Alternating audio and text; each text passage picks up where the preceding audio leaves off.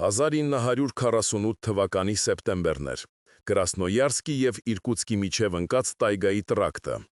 ZIS-5 բեռնատարը ծանրորեն տնքում էր, առաջ շարժվելով քարուքանդ ճանապարհով, որտեղ անցյալ անձրևներից մնացած անվահետքերը քարացել վերածվել էին քարե ալիքների։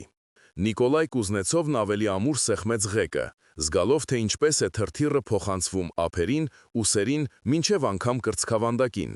32 տարին մնացել էր հետևում, դրանցից 4-ը ռազմաճակատում, 2-ը հոսպիտալում։ Եվ ահա արդեն 1 տարի է, ինչ նա կրկին ողջերի մեջ է, խաղաղ մարդկանց մեջ, նրանց մեջ, ովքեր գիշերները չեն արթնանում հրետանու որոտից։ Արևը թեքվում էր դեպի հորիզոնը, սոճիների կատարները ներկելով շիկակարմիր ոսկով։ Տայգան պատի պես կանգնած էր ճանապարհի երկու կողմերում, հավերժական, անտարբեր, անթափանց։ Նիկոլայը փայտ էր տեղափոխում սղոցարան, մետաղ, գործարաններ, ալյուր, հեռավոր ավաններ։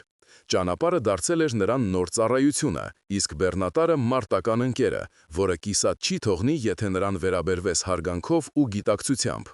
Բայց այս երեկո ինչ-որ բան այն չգնաց։ Սկզբում ճանապարհն աննկատ սկսեց նեղանալ, հետո աջ կողմում հայտնվեց մի ուղեբաժան, որը Նիկոլայը չէր հիշում նախորդ երթերից։ Նա դանդաղեցրեց ընթացքը, կախվեց խցիկից, զննեց անիվների հազիվ նշմարվող հետքերը։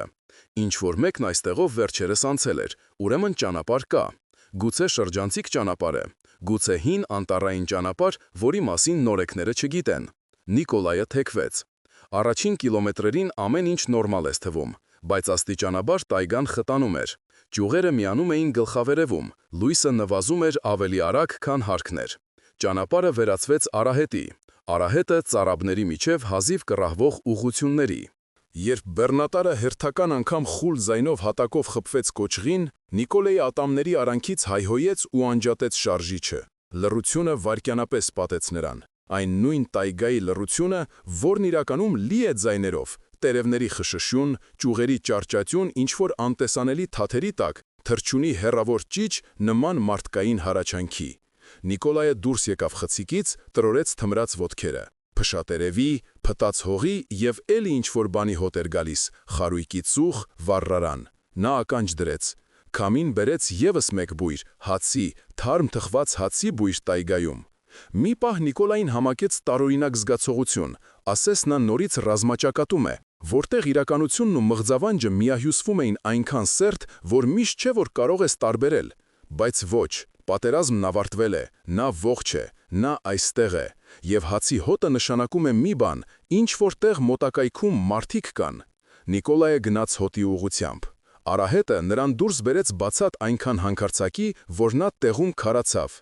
Նրա առջև փռված էր գյուղը, իսկական, ամուր խրճիթներով, բանջարանոցներով, Արվակի մոտ գտնվող բաղնիքով, առանց գմբեթի եկեղեցու զանգակատնով։ Ծուխը վառարանների ծխնելույզներից ուղիղ սյուներով բարձրանում էր անշարժ երեկոյան օդում։ Փողոցում, որը լուսավորված էր արևի վերջին ճառագայթներով, շարժվում էին կերպարանքներ, միայն կանայք։ Նիկոլայը տրորեց աչքերը։ Ոչ, նա չէր սխալվում։ Բանջարանոցներում, ջերհորի մոտ, խրճիթների կողքին ամենուր կանայք էին, երիտասարդ և տարիքով, գլխաշորերով և արձակված մազերով, աշխատանքային գոգնոցներով և մաքուր սարավաններով։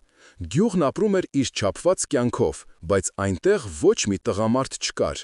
Նա մի քայլ առաջ արեց և իսկույն քարացավ։ Բոլոր կանայք միաժամանակ շրջվեցին դեպի նա։ Շարժումը համաժամանակյա էր, ասես ինչ-որ մեկը քաշեց անտեսանելի թելերը։ Տասնյակ զույգ աչեր հառեցին եկվորին։ Հետո նրանցից մեկը, տարիքով ավագը, մուգ զգեստով և սպիտակ գլխաշորով, դանդաղ ընդառաջ գնաց։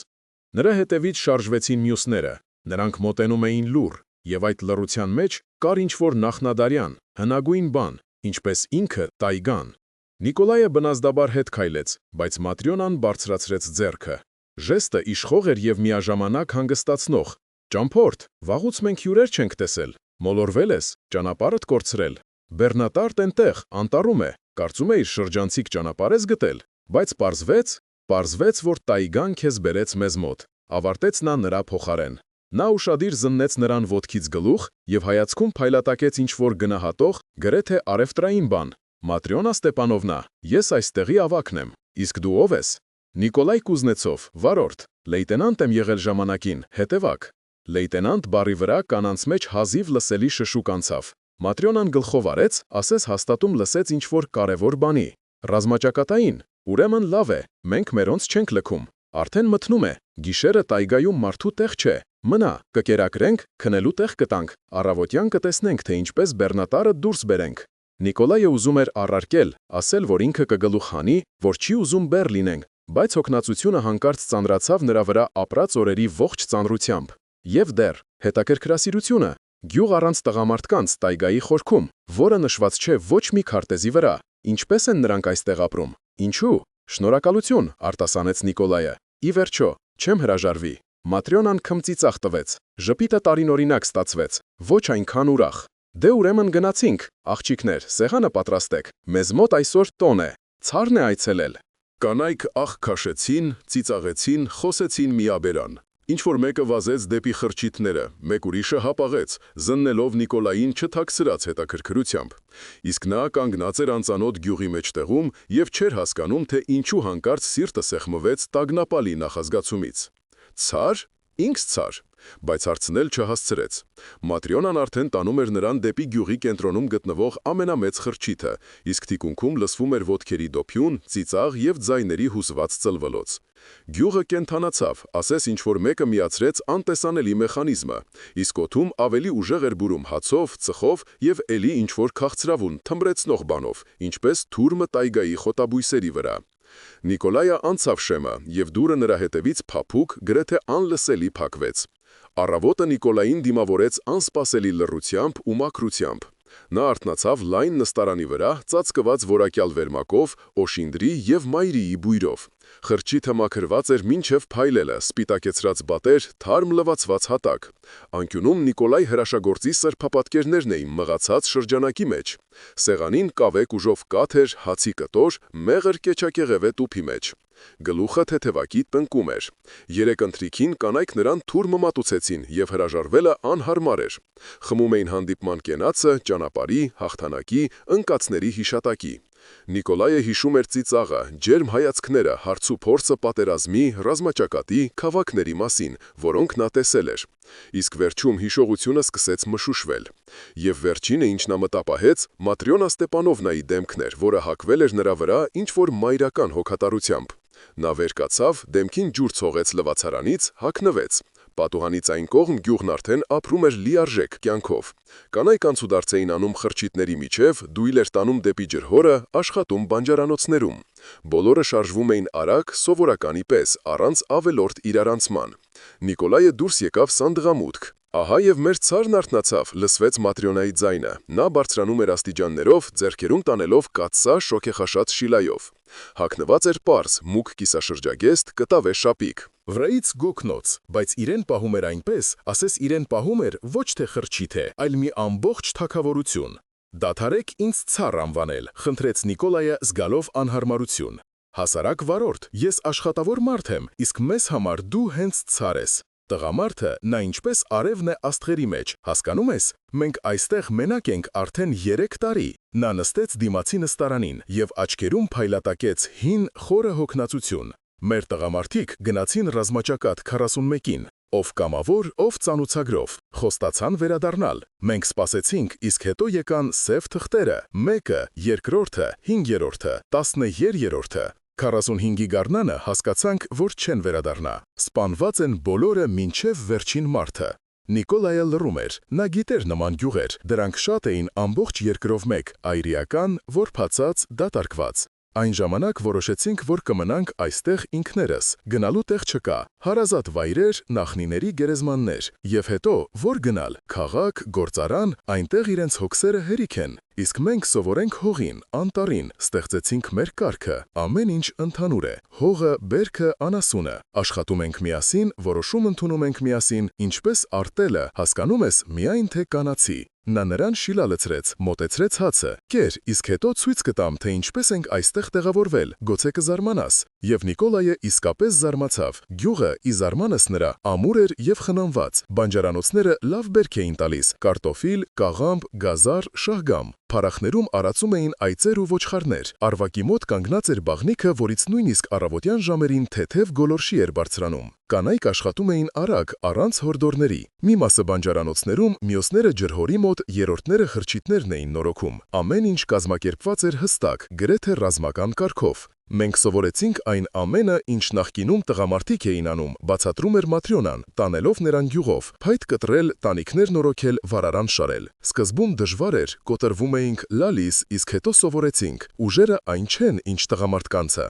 Բայց համբերությունը շատ է։ Նրանք անցան դարբնոցի կողքով, որտեղ երկու երիտասարդ կանայք ինչ-որ բան էին կռում սալի վրա։ Կայծերը թրջում էին ոսկե շիթերով, մուրճի հարվածները զնգում էին առավոտյան օդում։ Նիկոլայը ակամա հիացավ։ Շարժումները անվարժ էին, բայց ջանասեր։ Սա Դարյանե Խևրոնյայի հետ, ներկայացրեց Матрյոնան։ Սովորում են։ Ձեր դարբինը պատերազմից առաջ ցույց էր տվել, թե ինչպես երկաթը կրել։ Աղջիկները հիշել են։ Այնուհետև Հյուսնի արհեստանոցը, որտեղից գալիս էր թարմ տաշեղների և խեժի հոտը, հետո ամբարները հացահատիկով, մառանները թթուներով, ապխտարանը։ Գյուղն ապրում էր լիարժեք, ինքնաբավ կյանքով, բայց ամենից շատ Նիկոլային ապշեցրեց մեկ այլ բան. կանայք գեղեցիկ էին, ոչ այն դատարկ քաղաքային գեղեցկությամբ, որ նայում են պաստառներից և ամսագրերի շապիկներից, այլ այն իսկական երկրային գեղեցկությամբ, որը գալիս է առողջությունից, մաքուր ջրից ու օդից, ազնիվ աշխատանքից, արևայրուկ ընդունած դեմքեր,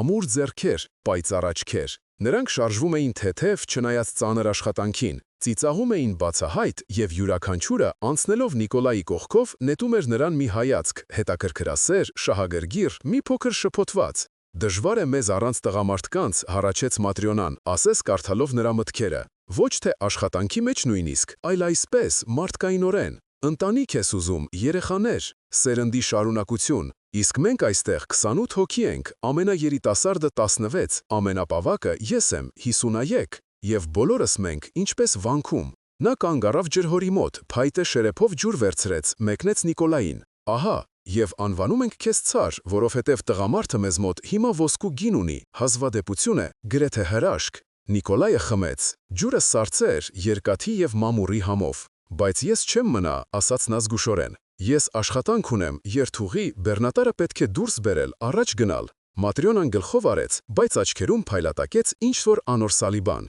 Իհարկե, մենք հասկանում ենք, դուրս կբերենք բեռնատարդ, կօգնենք, միայն ոչ այսօր։ Այսօր հանգստացիչ, իսկ հետո կտեսնենք։ Նա ուզում էր ինչ-որ բան ավելացնել, բայց այդ պահին ջրհորին մոտեցավ մի աղջիկ, և Նիկոլայը մոռացավ ամեն ինչի մասին։ Նա մոտ 20 տարեկան էր, ոչ ավել։ Ոսկեգույն հյուսքերը մինչև գոտկատեղը, կարմիր ժապավենով հյուսված, աչքերը մեղրի գույնի, լուսավոր, կանաչ կայծերով, դեմքը մաքուր, բաց, թեթևակի կարմրած աշխատանքից։ Նա լծակով երկու դույլ էր տանում, և դրանից ուսերը նրբագեղորեն կորացել էին, իսկ քայլվածքը դարձել էր առանձնահատուկ թեթև։ Տեսնելով Նիկոլային, աղջիկը ժպտաց պարզ, առանց կոկետության, բայց այնպես, որ նրա շունչը կտրվեց։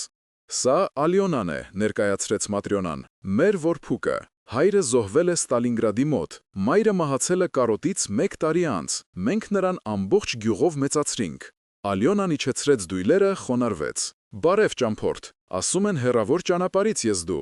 Ձայնը նրա փափուկ էր, երգեցիկ, այն հատուկ բարբառով, որ պահպանվել է միայն խուլ գյուղերում։ Կրասնոյարսկից էի գալիս, պատասխանեց Նիկոլայը, զգալով թե ինչպես է անհարմարությունը կապում լեզուն։ Իրկուտսկ պետք է հասնեի, բայց ահա մոլորվեցի։ Ուրեմն ճակատագիրն է բերել, ժպտաց Ալյոնան։ Տայգան պատահական չի խառնում ճանապարհները, նա գիտի, թե ում ուր տանել։ Նրանց հայացքները հանդիպեցին, և Նիկոլայը զգաց տարօրինակ ջերմություն, որը տարածվում էր կրծքում, ասես ինչ-որ կարևոր, մոռացված բան հանկարծ վերադարձավ իր տեղը։ Матрյոնան հազաց. Ալյոնա, ցույց տար հյուրին շրջակայքը, մեր անտառը, արվակը, թող տեսնի, թե որտեղ է հայտնվել։ Աղջիկը գլխով արեց, ցած գցեց լծակները։ Գնացինք, եթե չես հոգնել իհարկե։ Նիկոլայը հոգնած չէր։ Նա քայլում էր Ալյոնայի կողքով անտառային արահետով, լսում նրա պատմությունները գյուղի, տայգայի, առանց տղամարդկանց կյանքի մասին։ Նա խոսում էր թեթև, առանց իր հանդեպ խղճահարության, բայց բարերի միջից երևում էր լուր թախիցը։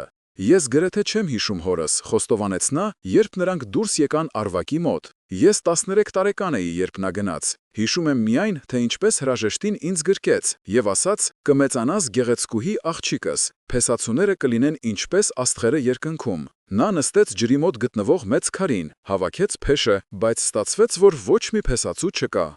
Փեսացուները բոլորը ընկան եւ այնտեղ պատերազմում կամ մնացին ուրիշ երկրներում, իսկ մենք այստեղ տայգայում, ապրում ենք, աշխատում, աղոթում եւ սպասում, չգիտեմ ինչի։ Նիկոլայը նստեց կողքին։ Արվակը կարկաչում էր քարերի միջև։ Արևը թափանցում էր տերևների միջով լուսավոր պծերով։ Բուրում էր մամուռով, զովությամբ եւ ինչ-որ ծաղկային բանով։ Գուցե շուտով Ալյոնա։ Պատմիր պատերազմի մասին, խնդրեց նա ցածրաձայն։ Իսկականի, ոչ այնինչ թերթերում են գնում, այլ թե ինչպես էր այն իրականում։ Եվ Նիկոլայը պատմում էր խրամատների ցեխի եւ հարձակումից առաջ վախի մասին, ընկերների մասին, որոնք այլևս չկան։ Այն մասին, թե ինչպես որջ մնաց ինքը, կամ պատահաբար, կամ որովհետև ճակատագիրն էր պահում, հոսպիտալի մասին, որտեղ սովորում էր նորից քայլել վիրավորվելուց հետո, այն մասին, թե ինչպես վերադարձավ եւ չճանաչեց երկիրը, ամեն ինչ ուրիշ էր, օտար, նոր։ Ալյոնա լսում էր չընդհատելով, երբ նա լռեց, դրեց իր ձեռքը նրա ափի մեջ։ Թեթև, գրեթե անկշիռ։ Լավ է, որ դու ողջ ես մնացել, ասաց նա պարզ։ Եվ լավ է, որ տայգան քեզ բերեց մեզ մոտ։ Նրանց մատները միահյուսվեցին։ Նիկոլայը նայում էր ոսկեգույն հյուսքերով աղջկան եւ մտածում, որ գուցե իսկապես սա ճակատագիր է։ Գուցե նրան վիճակված էր մոլորվել, որպեսի գտներ այն, ինչ փնտրում էր ինքն էլ չիմանալով։ Նրանք գյուղ վերադարձան արդեն երեկոյան։ Կանայք սեղաններն էին գցում, պատրաստվում էր եւս մեկ տոնական ընթրիք։ Маտրիոնան կարգադրություններ էր անում ինչպես զորավարը շքերթից առաջ։ Ալյոնան վազեց օգնելու, իսկ Նիկոլայը մնաց սանդղամուտքի մոտ, հետևելով այս տարօրինակ կանոնակարգված կյանքին։ Եվ միայն գիտակցության ծայրով նկատեց, որ որոշ խրճիթներ, 3-ը կամ 4-ը, գյուղի ծայրամասում կանգնած են ամուր փակված փեղկերով, որ նրանց ոչ ոք չի մոտենում, որ նրանց շուրջ նույնիսկ խոտը տրորված չէ այնպես, ինչպես ամենուր։ Բայց այդ միտքը արկայցեց ու անհետացավ, որովհետև Ալյոնան կանչում էր նրանց սեղանի մոտ, ժպտալոր այն ժպտիտով, որից մոռանում ես աշխարհում ամեն ինչի մասին։ Օրերը գյուղում հոսում էին չափված, ասես մեղրը հոսում է գթալից ամառային տաք կեսօրին։ Նիկոլայը արդեն հստակ չէր հիշում, թե կոնկրետ երբ դադարեց մտածել բեռնատարի, երթուղու, տայգայի սահմաններից դուրս գտնվող աշխարհի մասին։ Ժամանակն այստեղ չափվում էր ոչ թե ժամերով ու ամսաթվերով, այլ արևածագերով, դաշտային աշխատանքներով, երեկոյան խարույկի շուրջ հավաքույթներով։ Նա նորոգում էր մեխանիզմները, հին կալսիչը, որը կանգնած էր մարագում դեռ նախապատերազմյան ժամանակներից, ջրհորի ջրի պոմպը, դարպասների ծխնիները։ Ձեռքերը հիշում էին ռազմական արհեստը, սակրավորի գործը, տեխնիկան, որը ստիպված էր նորոգել կրակի տակ։ Այստեղ ամեն ինչ խաղաղ էր, հանգիստ, գրեթե քնկոտ։ Կանայք շնորհակալություն էին հայտնում նրան այնպիսի անկեղծությամբ, ասես նա ոչ թե պարզապես նորոգել է պոմպը, այլ վերադարձրել է նրանց կորսված աշխարհի մի մասնիկը, որտեղ տղամարդիկ կատարում էին տղամարդու գործը, իսկ կանայք կարող էին լինել պարզապես կանայք։ Ալյոնան կողքին էր միշտ, աննկատ, ոչ համար, պարզապես կողքին։ Ջուր էր բերում, երբ նա աշխատում էր արևի տակ, կանչում էր ճաշի, երբ նա մոռանում էր իրեն աշխատանքի մեջ։ Նստում էր կողքին երեկոները խարույկի մոտ եւ երգում հին երգեր, այն նույն երգերը, որոնք երգում էին դեռ նրանց նախատատերը, հավաքվելով նստանկյուններին։ Ձայնը նրա մաքուր էր, բարձր, այն առանձնահատուկ թախիցով, որն ապրում է ռուսական երգերում դարերով։ Նիկոլայը բռնացնում էր իրեն այն մտքի վրա, որ սպասում է այդ պահերին, սպասում է նրա ժպիտին, ձեռքի հպմանը, այն մեղրագույն աչքերի հայացքին, որոնցում թվում էր արտացոլվում էր աշնանային տայգայի ողջ ոսկին։ Պատմիր էլի պատերազմի մասին, խնդրում էր նա, երբ նրանք զբոսնում էին Արվակի երկայնքով, այն մասին, թե ինչպես դուք գրավեցիք Բերլինը, եւ Նիկոլայը պատմում էր այն մասին, թե ինչպես Վաշտը գնում էր գերմանական մայրաքաղաքի ավերված փողոցներով, այն մասին, թե ինչպես ծեր պրոֆեսորը դուրս եկավ նկուղից եւ լաց եղավ, տեսնելով խորհրդային զինվորներին, այն մասին, թե ինչպես նրանք գրում էին Ռայխստագի պատերին իրենց անունները, նրանք, ովքեր հասան, ովքեր ողջ մնացին, ովքեր հաղթեցին։ Իսկ դու գրեցի՞ր, հարցրեց Ալյոնան ցածրաձայն։ Գրեցի։ Լեյտենանտ Կուզնեցով Սմոլենսկի մարզ ածուխով երկրորդ սյան վրա մուտքից ձախ։ Նա վերցրեց նրա ձեռքը, մատներով անցկացրեց դաստակի հին սպիի վրայով։ Սա այնտեղ է ստացել։ Ոչ, սա դեռ Կուրսկի մոտ բեկորն է։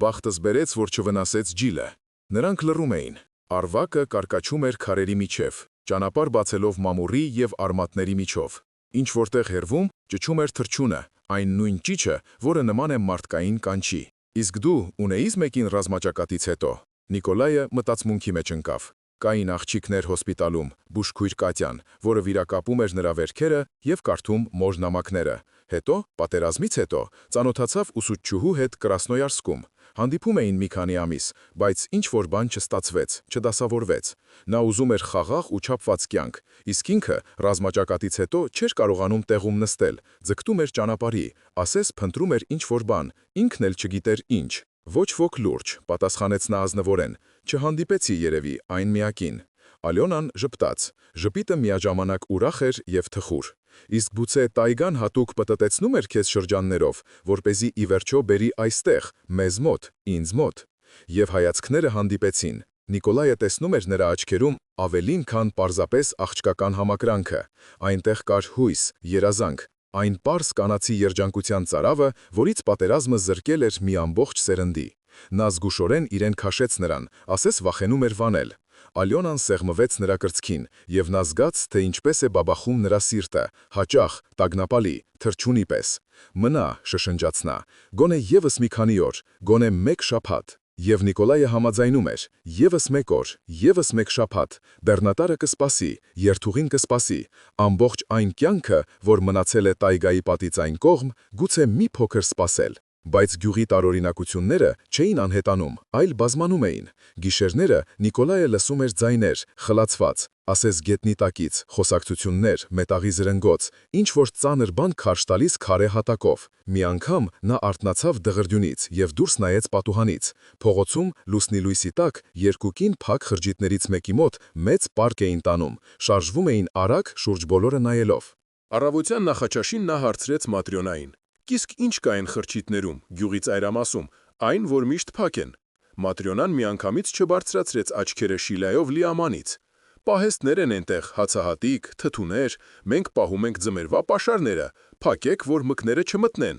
Պատասխանը հնչեց չափազանց արագ, չափազանց հարթ։ Նիկոլայը պատերազմում բավականաչափ մարդ էր տեսել սուտը ճանաչելու համար, բայց լռեց, իր գործը չէ, ի վերջո։ Նա այստեղ հյուր է, ժամանակավոր կենվոր, իսկ գուցեև ոչ այնքան ժամանակավոր։ Маտրյոնան ասես կարդաց նրա մտքերը։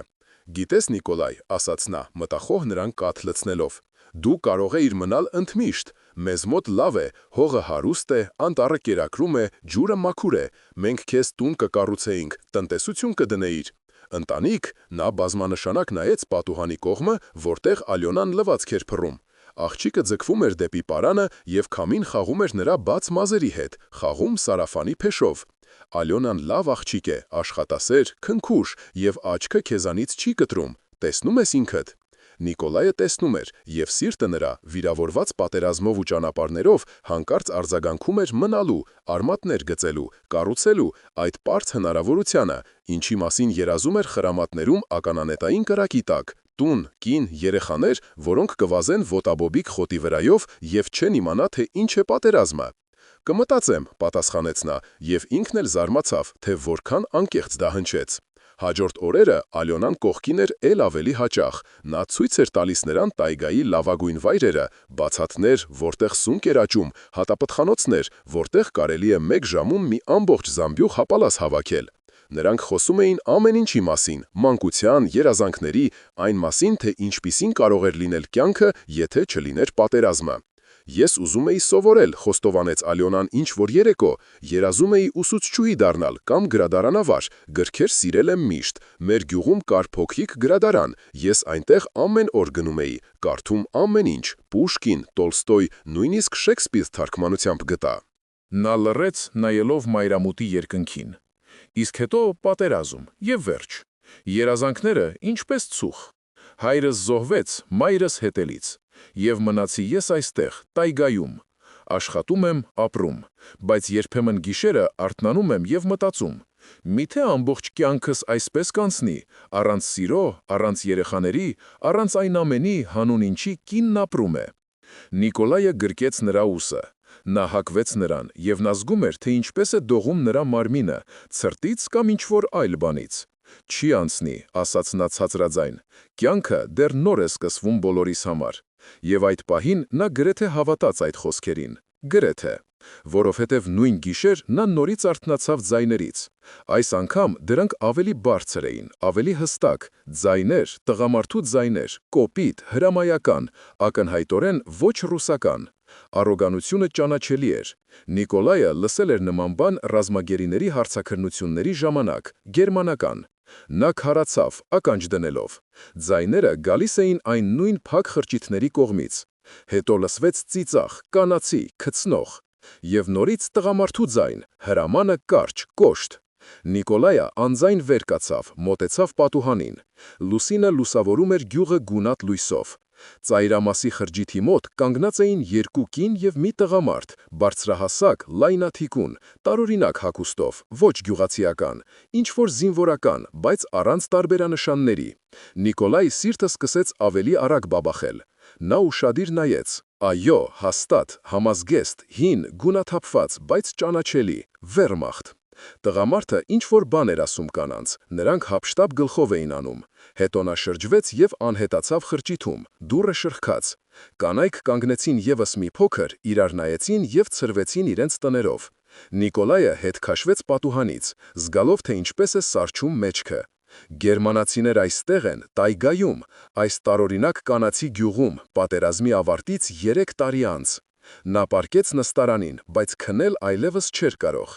Մտքերը պտտվում էին, ձևավորելով սարսափելի պատկեր, փախստականներ, ռազմագերիներ, կանայք, որոնք պատրաստ են թաքցնել նրանց, փակ խրճիթներ, տարօրինակ գիշերային ձայներ, իսկ ինքը հիմար, հավատաց այրիական գյուղի հեքիաթին, հավատաց ոսկեհեր Ալյոնային, իր ազնիվ աչքերով և ուսուցչության մասին երազանքներով։ Առավոտյան Նիկոլայը որոշում կայացրեց. պետք է դուրս պրծնել այստեղից, անհապաղ հասնել քաղաք, հայտնել իշխանություններին։ Բայց ինչպես։ Բեռնատարը ինչ-որտեղ անտառում է, մենակ նա ճանապարհը չի գտնի, իսկ եթե նրան այստեղ պահում են ոչ պարզապես հյուրընկալությունի, նախաճաշին նա փորձում էր իրեն պահել սովորականի պես։ Маտրիոնան սիրալիր էր, Ալյոնան ժպտում էր, կանայք զբաղված էին տնտեսությամբ։ Ամեն ինչ խաղաղ էր թվում, առօրյական։ Բայց Նիկոլայը հիմա նկատում էր մանրուքները, ինչպես են կանայք իրար նայում, երբ կարծում են, թե նա չի տեսնում, ինչպես են խուսափում պատասխանել ուղիղ հարցերին, ինչպես է Маտրիոնան ինչ-որ մեկին նշաններ տալիս հայացքով։ Իսկ երեկոյան Ալյոնան եկավ նրա մոտ առանձնահատուկ առաջարկով։ «Այսօր իմ ծննդյան օրն է», ասաց նա, ժպտալով այն նույն անզեն ժպիտով։ 21 տարեկան։ Կգաս ինձ մոտ, ես ընթրիք կպատրաստեմ միայն մեզ երկուսիս համար։ Նիկոլայը ուզում էր հրաժարվել, բայց ինչ-որ բան պահեց։ Գուցե վերջին հույսը, որ նա սխալվել է, որ սա ծուղակ չէ, որ Ալյոնան իսկապես նա է, ում տեղը իրեն դնում է։ «Կգամ», պատասխանեց նա, իհարկե, կգամ։ Եվ երբ երեկոյան նա գնում էր նրա խրճիթ, ձեռքերում տանում էր համեստ նվեր, փորագրված գդալ, որը տաշել էր մայրիից այս օրերի ընթացքում։ Սիրտը բաբախում էր տագնապալի, նախազգուշացնող, բայց կանգ առնել նա այլևս չէր կարող։ Ալյոնայի խրճիթը նրան դիմավորեց ջերմությամբ ու հարմարավետությամբ, որպիսին Նիկոլայը չգիտեր դեռ նախապատերազմյան մանկությունից։ Սեղարին, որը ծածկված էր սպիտակ ասեղնագործ սփռոցով, դրված էին պարզ, բայց առատ ուտեստներ՝ տապակած կարտոֆիլ սնկով, թթու վարունգ, թարմ հաց, որը բուրում էր վառարանով և մայրական ձեռքերով։ Անկյունում սրբապատկերի առջև վառվում էր կանթեղը, վառարանից գալիս էր կարկանդակների տաքությունն ու բույրը։ Ալյոնան բաց գույնի զգեստով էր, մազերը արձակված ուսերին ոսկե ալիքով։ Նա ակնհայտորեն ջանացել էր, դեմքին թեթևակի կարմրաներ կար, դաստակներին զնգում էին բարակ ապարանջանները, հավանաբար դեռ մայրական։ Նրա շարժումների մեջ կար հատուկ հանդիսավորություն։ Ասես այսօր վճռվում էր ինչ-որ կարևոր ճակատագրական բան։ «Ներս արի, մի կանգնիր շեմին», կանչեց նա, և ձայնի մեջ հնչում էր ուրախություն, խառնված հազիվ նկատելի հուզմունքի հետ։ «Նստիր ահա այստեղ, պատվավոր տեղում»։ Նիկոլայը նստեց, սեղանին դրեց իր նվերը, գդալը, փաթաթված մաքուր լաթի մեջ։ «Սա քեզ քիչ է, իհարկե, բայց սրտանց»։ Ալյոնան բացեց կտորը, աղ քաշեց։ Գդալը փորագրված էր մանրակրկիտ սիրով, պոչի վրա ոլորվում էր տերևների և հատապտուղների նախշը, յուրաքանչյուր գիծ ստուգված էր հղկված մինչև փայլելը։ «Նիկոլայ, սա այնքան գեղեցիկ է»։ Նա բարձրացրեց աչքերը նրա վրա, և դրանցում փայլում էին արցունքները։ «Ոչ ոք երբեք, շնորհակալություն»։ Նա վեր կացավ, շրջանցեց սեղանը, գրկեց նրա վիզը, պորտկուն, մանկական։ Նիկոլայը զգաց նրա մազերի բույրը, մեղր, խոտաբույսեր, ինչ-որ ծաղկային բան, սիրտը թրթռաց, սկսեց ավելի արագ բաբախել։ Բայց հերիք է, շփոթված մրթմրթաց նա, նստիր, արի ընտրենք, դու չէ որ պատրաստել ես ամբողջ օրը։ Ալյոնան նստեց դիմացը, կավե բաժակների մեջ լցրեց թուրմը,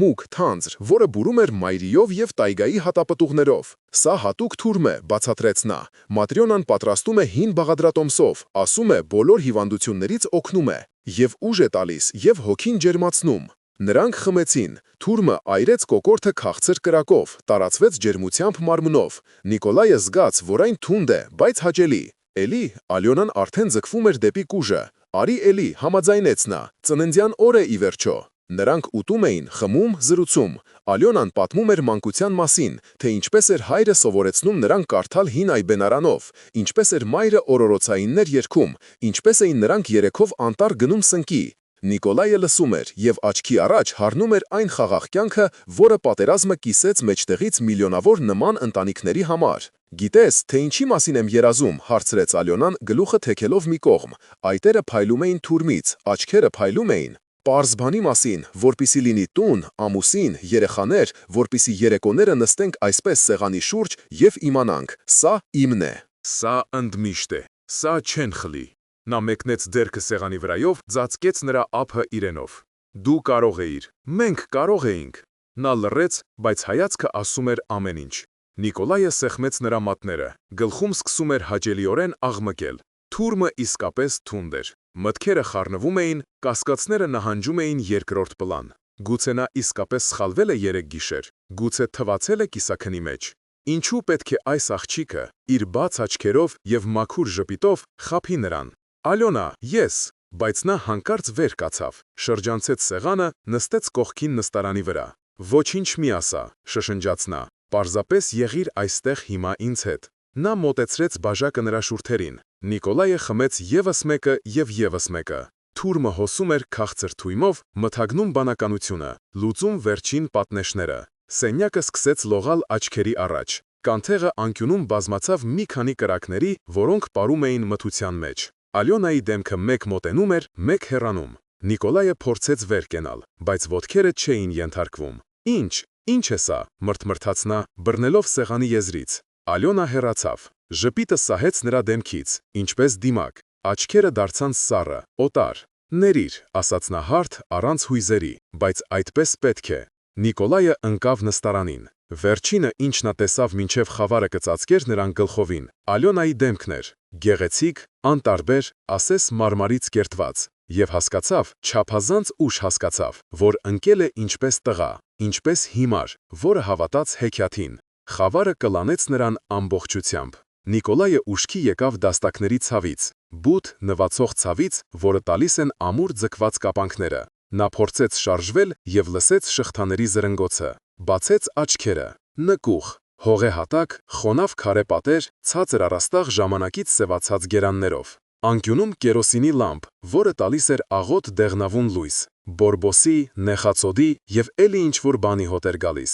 քրտինք, վախ, անհուսություն։ Նիկոլայը նստած էր հատակին, մեջքով դեպի պատը, ձեռքերը շղթայված էին կապանքներով, որոնք ամրացված էին շարվածքի մեջ գտնվող զանգվածային օղակին։ Ոտքերը ազատ էին, բայց ինչ օգուտ։ Շղթայով հեռու չես փախչի։ Նա շուրջը նայեց։ Նկուղում եւս 6 տղամարդ կար, բոլորը նույն վիճակում, շղթայված, կեղտոտ, հյուծված։ Ինչ-որ մեկը նստած էր, դեմքը ծնկներին հենած, մեկ ուրիշը պառկած էր, դատարկ աչքերով նայելով առաստաղին։ Իսկ մեկը, նիհար, մորուքավոր, մոտ 40 տարեկան, նայում էր Նիկոլային եւ քմծիծաղ տալիս։ Դե ինչ հերոս, ուշքի եկար։ Ձայնի մեջ հնչում էր չար ծաղրանք, բայց առանց չարության, ավելի շուտ հուսահատություն, որը սովորել էր ծիծառել ինքն իր վրա։ Դե ինչ հերոս, ուշքի եկար, դու էլ ընկար սիրուն աչքերի զոհ։ Նիկոլայը լռում էր, փորձելով հավաքել մտքերը։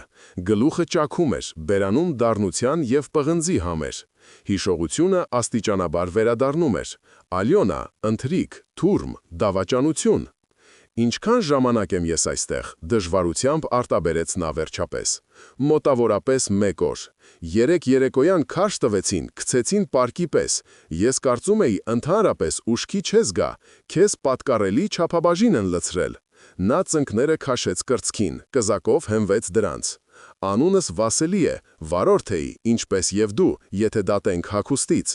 Ապրանքով գնում էի Իրկուտսկ, մոլորվեցի։ Դե իսկ դու գիտես շարունակությունը, գյուղ, հյուսքերով գեղեցկուհի կանայք, միայն թե իմին Դարիա էին կոչում, բայց իմաստը նույնն է, հյուրասիրեցին, կապկպեցին, արդեն 8 ամիս այստեղ եմ։ 8 ամիս։ Նիկոլայը պատկերացրեց իրեն 8 ամիս այս խոնավ փոսում եւ սառեց։ Իսկ մյուսները գլխով ցույց տվեց նա մյուս գերիներին։ Տարբեր Վասելին ուսերը թոթվեց։ Այն մեկը Գրիգորին, փայտահատ էր, 1.5 տարի այստեղ է։ Անկյունինը փախած բանտարկյալ է, կարծում էր տայգայում թաքնվել, բայց ընկավ այստեղ, 1 տարուց ավելի։ Մնացածները ով երկրաբան, ով որսորդ, բոլորին մեկ ճանապարհ է բերել, մոլորվել են, հանդիպել գյուղին, հավատացել։ Նա լռեց, հետո ավելացրեց ավելի ցածր. ոչ բոլորը, ովքեր այստեղ են ընկել, դեռ ողջ են, երկուսին թաղեցինք անտառում, մեկը հիվանդությունից մեռավ, երկրորդը ինքը պարանը գտավ, չդիմացավ։ Լռությունը կախվեց ծանր, ճնշող։ Ինչ որտեղ վերևում ճռած հատակը, լսվեցին քայլեր։ Բոլոր գերիները բնազդաբար գլուխները քաշեցին ուսերի մեջ։ Բայց քայլերը անցան գնացին։ Ինչ են նրանք անում մեզ հետ։ Ինչի համար են պահում։ Վասիլին քմծիծաղ տվեց։ Քմծիծաղը ծուռ ու հիվանդագին ստացվեց։ Աշխատում ենք նրանց համար։ Փայտ ենք կտրում, գերաններ ենք քարշ տալիս, հանքաքար ենք անում հին հանքահորում։ Այստեղից 3 կիլոմետր հեռու։ Կերակրում ենք սուխ, ծեծում են, եթե չես ձգում։ Պահում են, քանի դեռ օգտակար ես։ Իսկ հետո նա մատով անցկացրեց վզով։ Անտառում տեղ շատ կա։ Նիկոլայը փակեց աչքերը։ Ուրեմն, պարզապես այրիների գյուղ չէ, ճամբար է, գաղութ։ Եվ նա հերթական հիմարը, որ ընկավ այս ծուղակը։ Բայց գլխավորը դա չէ, շարունակեց Վասիլին, իջեցնելով ձայնը գրեթե մինչև շշուկ։ Գլխավորն այն է, թե ով է այստեղ իսկական տերը։ Նա հետ նայեց դռանը, ստուգելու, արդյոք ոչ ոք չի լսում։ Գերմանացիները, այստեղ ռազմագերիներ են, 20 հոգի, գուցե ավելի։ Փախել են ճամբարից 46 թվականին, հասել այստեղ։ Գյուղը իսկապես այրիական էր։ Տղամարդից բոլորը զոհվել էին, կանայք մնացել էին մենակ, թույլ։ Գերմանացիները եկան, զավթեցին իշխանությունը, խոստացան պաշտպանություն, կարգուկանոն, ապագա, դե եւ իրենց ցույց տվեցին, իհարկե, ուժեղ, կազմակերպված, պատրաստ։ Իսկ մեզ վրա թքած, կանանց վախեցրին, հիմարացրին։ Մի մասը անկեղծորեն սիրահարվեց նրանց։ Դե գիտես, կինը առանց տղամարդու երկար չի ապրի առողջ բանականությամբ։ Մի մասը պարզապես վախենում է, իսկ մի մասը վայելում է իշխանությունը, ինչպես այդ քո Ալյոնան։ Նա նրանց լավագույն խայծն է, հավաքագրողը։ Քանիսին է նա որսացել, հաշիվ չկա։ Նիկոլայը լսում էր եւ ներսում ամեն ինչ սեղմվում էր պինդ, սառը հանգույցի մեջ։ Ուրեմն ամեն ինչ սուտ էր։ Յուրաքանչյուր բառ, յուրաքանչյուր ժպիտ, յուրաքանչյուր հպում։ Պրոֆեսիոնալ աշխատանք, որս մարդու վրա։ Իսկ ով են նայում իշխանությունները։ Միլիցիան, ՆԿՎԴ-ն, գյուղը քարտեզների վրա նշված չէ։ Այնպիսի խուլ տեղ է, որ նույնիսկ գայլը կմոլորվի։ Ով կմտնի այստեղ փնտրելու։ Իսկ եթե իշխանություններից մեկն ու մեկը հայտնվում է մոտեկայքում, նրանց ընդհանրապես միանգամից սպանում են։ Այստեղ մի տեղամասային տեսուչ կար, մտավ շրջանցիկ ճանապարհով, նրան նույնիսկ խրճիթ չքողեցին, գնդակահարեցին եւ թաղեցին, փաստաթղթերով, Զենքով, ամեն ինչով։ Նա հայացքով ընդգրկեց նկուղը։ Մենք նրանց համար աշխատուժ ենք, էժան, անվճար եւ նաեւ անվտանգության երաշխիք։ Փորձիր, մեկը դուրս պրծնի, պատմի։ Միանգամից կհասկանան, որ այստեղ գերմանացի ռազմական հանցագործների բազա է։ Այն ժամանակ կգան կծածկեն, իսկ այսպես հանգիստ, խաղաղ։ Գյուղն ապրում է, գերմանացիները թաքնվում են, մենք էլ կռանում ենք։ Վերևում նորից ճռացին հատակի տախտակները։ Այս անգամ քայլերը մոտենում էին նկուղին։ Վասիլին լռեց, շրջվեց։ Մյուս գերիները նույնպես լռեցին, ասես լուծվեցին ստվերի մեջ։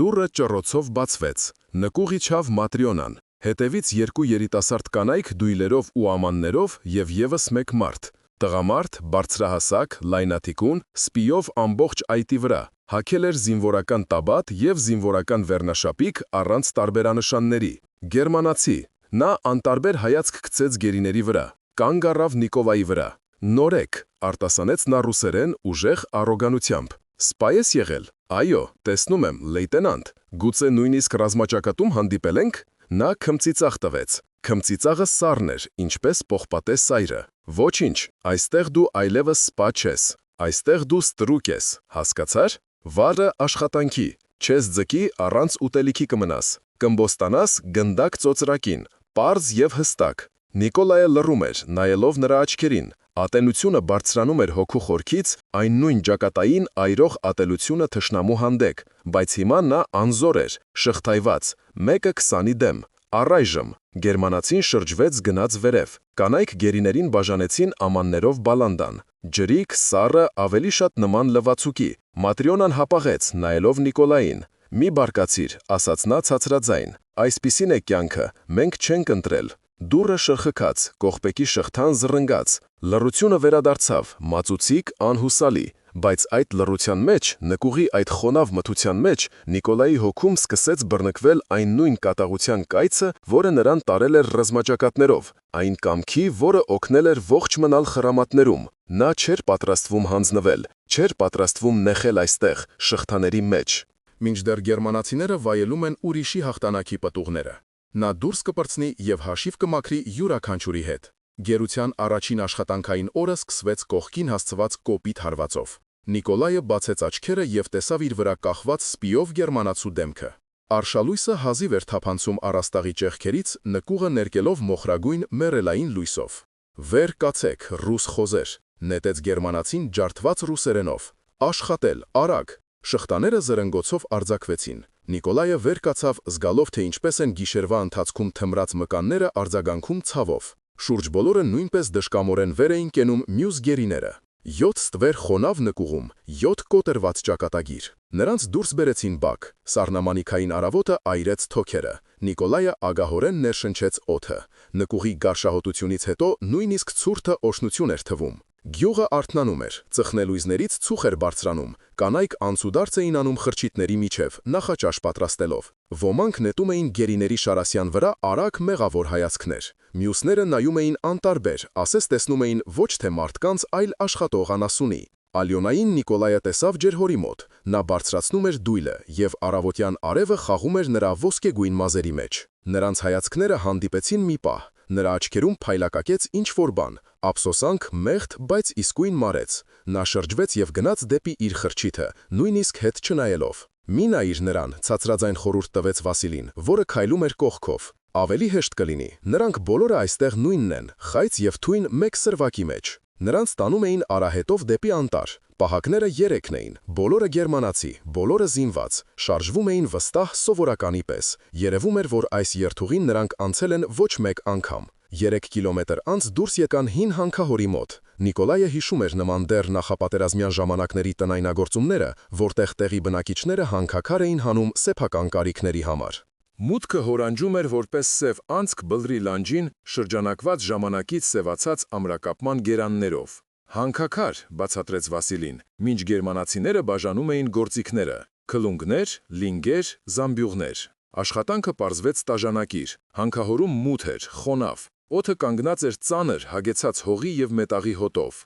Կոտրում էին ապարը, քարշ տալիս զամբյուղները վերև, բեռնում սայլի վրա։ Ժամանակ չկար։ Ժամանակը չափվում էր մկանների ցավով եւ ականջներում զնգոցով քարին քլունգի հարվածներից։ Գերմանացիները բղավում էին, շտապեցնում։ Նրանցից մեկը, երիտասարդ, մոտ 20 տարեկան, կոպի նյարդային թարթումով առանձնապես դաժան էր։ Խփում էր խզակոթով նրանց, ովքեր դանդաղում էին։ Գրիգորին, 1.5 տարվա ստաժով գերին, հարված ստացավ նրա համար, որ կանգ առավ շունչ քաշելու։ Ընկավ, արյուն հազած։ Գերմանացին ծիծաղեց։ Նիկոլայը սեղմեց ձեռքում քլունգի կոթը։ Եվս մի փոքր, եւ նա կջախջախի այդ սրիկայի գանգը։ Բայց Վասիլին դրեց ձեռքը նրա ուսին, գլուխը շարժեց։ Ոչ ժամանակն է, ոչ տեղը։ Ճաշին նրանց վերադարձրին գյուղ, տվեցին բալանդա, ջրիկ ապուր ինչ-որ մսի լողացող կտորներով։ Ուտում էին լուռ, արագ, հետո նորից հանքահոր։ Եվ այդպես մինչև մթնելը։ Երեկոյան, երբ նրանց քշեցին հետ, նկուղ եւ փակեցին, Նիկոլայը ընկավ հողե հատակին, զգալով, որ մարմինը մի ամբողջական ցավ է։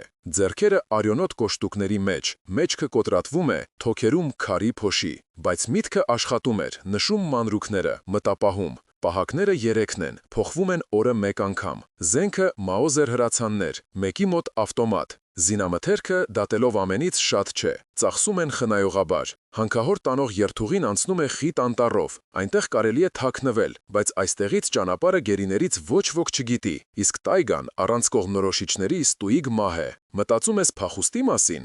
հարցրեց Վասիլին, ասես կարդալով նրա մտքերը։ Նիկոլայը լռեց։ Նկուղի մթության մեջ հնարավոր չէր իմանալ, թե ով է լսում։ Վստահել կարելի է ոչ բոլորին։ Վախը եւ երկար գերությունը կոտրում են մարդկանց, վերածում հնազանդ ստրուկների։ Բայց հաջորդ օրը, երբ նրանք աշխատում էին հանքավորի հեռավոր անկյունում, որտեղ գերմանացիները նրանց գրեթե չէին տեսնում, Վասիլին ավելի մոտեցավ։ Լսիր, լեյտենանտ, գուցե մի բան մտածես, թե չէ ես արդեն 8 ամիս սպասում եմ հարմար առիթի, իսկ այն այդպես էլ չի գալիս։ Նիկոլայը հետ նայեց։ Պահակները ծխում էին մուտքի մոտ, գերմաներեն խոսելով։ Քանի՞ս են նրանք ընդհանուր։ Գերմանացիները 20 հոգի, գուցե մի փոքր ավելի։ Հաստատ չգիտեմ, ոչ բոլորին եմ տեսել։ Ապրում են նրանց այն նույն փակ խրճիթներում։ Այնտեղ նրանք ունեն մի ամբողջ ստորգետնյա համալիր։ Նկուղները միացված են անցումներով։ Զենքը քիչ չէ, բայց փամփուշտները խնայում են։ Ռադիո կա, կապվում են ինչ-որ մեկի հետ։ Իսկ կանայք բոլորը նրանց կողմից են։ Վասիլին մտածեց սրբելով քրտինքը ճակատից։ Տարբեր կերպ։ Матрյոնան գլխավորն է։ Նա դեռ պատերազմից առաջ ավագն էր, հեղինակություն ուներ։ Երբ գերմանացիները եկան, նա նրանց դիմավորեց։ Կամ վախեցավ, կամ օգուտ տեսավ։ Հիմա հրամայում է նրանց հետ միասին։ Ալյոնան քո, Դարյան, էլի մի քանիսը։ Նրանք արդեն իրենց ծախել են, աշխատում են որպես հավաքագրողներ, խայծ են ձևանում։ Նա թքեց։ Իսկ կան եւ ուրիշները, երիտասարդները, որոնց վախեցրել են, կամ նրանք, ովքեր հասկացել են, թե ինչի մեջ են ընկել, բայց վախենում են։ Ահա Դարյան օրինակ, ոչ այն, որ հավաքագրող է, այլ մյուսը, խոհարարուհի է աշխատում։ Նա մեզ երբեմն ավելորդ հաց է փոխանցում, մաքուր ջուր, ռիսկի է դիմում։ Եթե իմանան, կսպանեն։ Նիկոլայը գլխով արեց։ Ուրեմն ամեն ինչ կորած չէ։ Կան մարդիկ, որոնց վրա կարելի է հենվել։ Ծրագիր է պետք, ասաց նա ցածրաձայն։ Ժամանակ եւ պահ, երբ նրանց զգոնությունը կթուլանա։ Դու հասկանում ես, Վասիլին նայեց նրա աչքերին, որ եթե չստացվի, մեզ բոլորիս կգնդակահարեն տեղում, առանց խոսակցությունների։ Հասկանում եմ, եւ միևնույնն է, ուզում ես փորձել։ Իսկ դու ընտրություն ունես։ Նիկոլայը խրեց քլունգը ապարի մեջ։ Նեխել այստեղ 1-2 տարի, մինչև չսատկես հանքախորշում կամ չգժվես։ Ես 4 տարի ռազմաճակատում եմ ապրել, մահ տեսել եմ ամեն օր։ Եվ գիտես ինչ, նրանք, ովքեր վախենում էին մեռնել, մեռնում էին առաջինը, իսկ նրանք, ովքեր կռվում էին մինչև վերջ, նրանք ողջ էին մնում։ Վասիլին դանդաղ գլխով արեց։ Ուրեմն ինձ համար իր գործի մեջ, եւ եւս 3-ի կարող եմ ներգրավել, ստուգված են։ Գրիգորին թեև հիվանդ է, բայց բնավորությունը երկաթյա է։ Ստեփանը նախկին բանտարկյալ է, նա իր ճամբարներում մեկ անգամ չէ, որ ապստամբություն է բարձրացրել։ Եվ Իվանը, որ սորթը, տայգան գիտի ինչպես իր բակը։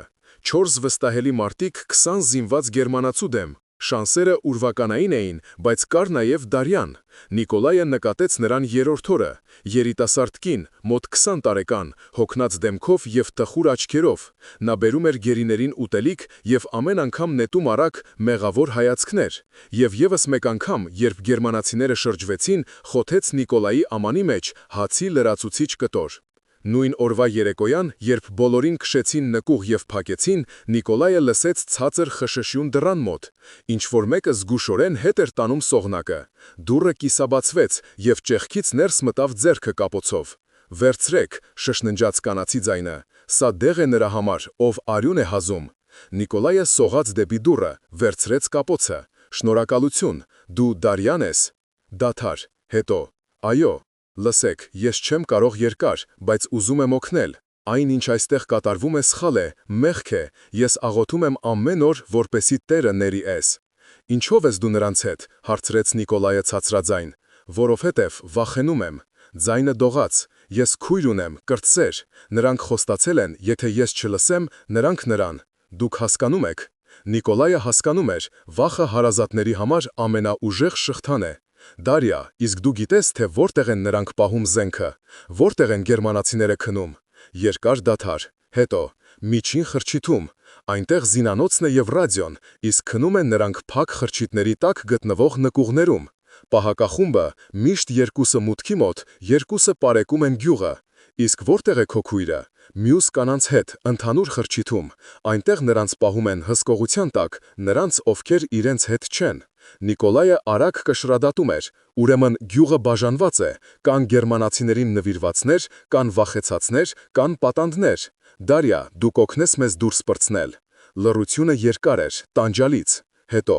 Ես չգիտեմ, վախենում եմ, բայց եթե շանս լինի փրկել քրոջս, այո, կօգնեմ։ Ուրեմն սպասիր ազդանշանի, շուտով։ Դուռը անձայն փակվեց։ Նիկոլայը վերադարձավ իր տեղը, սեղմելով ձեռքում դեղով կապոցը։ Վասիլին բարձրացավ արմունկների վրա։ Լսեցի՞։ Լսեցի, մենք դաշնակից ունենք, առայժմ մեկը, բայց դա արդեն ինչ-որ բան է։ Նրանք իրար նայեցին մթության մեջ։ Ծրագիրը սկսում էր ձևավորվել դանդաղ, ինչպես 1000 կտորից բաղկացած փազլ։ Բայց գլխավորը հասկացված էր, նրանք մենակ չեն, կան նրանք, ովքեր սպասում են, ովքեր պատրաստ են օգնել։ Կա հույս, իսկ որտեղ հույս, այնտեղ և պայքարի կամք։ Այն նույնը, որը Նիկոլային տարավ ռազմաճակատներով, այն նույնը, որը թույլ չտվեց կոտրվել խրամատներում կրակի տակ։ Թշնամին ուժեղ է, բայց ոչ անպարտելի, և հատուցման ժամը մոտենում էր։ Գերության 6-րդ օրը անակնկալ բերեց։ Հանքահոր սովորական արշավի փոխարեն նրանց տարան անտառահատման, ծառեր կտրելու, շինարարության համար։ Գերմանացիները մտադրվել էին ընդլայնել նկուղներից մեկը, գերաններ էին պետք։ Աշխատանքը անտառում առավելություն էր տալիս, պահակները այստեղ ավելի էին թուլանում, ծառերը կանգնած էին խիտ, տեսանելիությունը վատ էր, կարելի էր շշնջալ, ուշադրություն չգրավելով։ Նիկոլայը հավաքեց իր 4-ին՝ Վասիլիին, Գրիգորիին, Ստեպանին և Իվանին, հատավայրի հեռավոր անկյունում։